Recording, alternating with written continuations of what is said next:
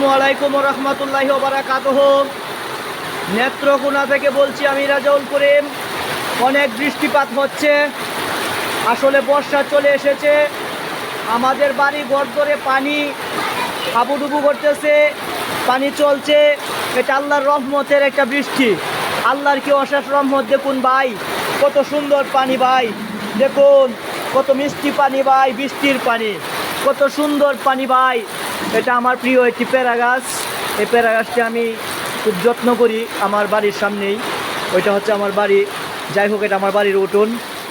দেখুন ভাই, বৃষ্টি কারে বলে? আসলে আমরা এতদিন চাইছি, বৃষ্টি পাই নাই, আর এখন চাই নাই, পাইছি। আল্লাহর খুশি। আসলে আল্লাহর কাছে হাজার হাজার শুকরিয়া। এই বৃষ্টিটা কারো কেউ কেউ ভাবতেছে যে বিপদের কারণ, কিন্তু আসলে না ভাই।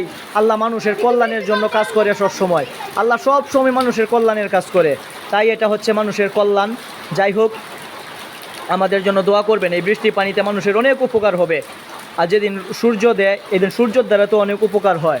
ঠিক আছে, যাই হোক, আমরা আল্লাহর কাছে শুকরিয়া আদায় করি। আলহামদুলিল্লাহ, আলহামদুলিল্লাহ। আল্লাহ তোমার অশেষ রহমত। আলহামদুলিল্লাহ।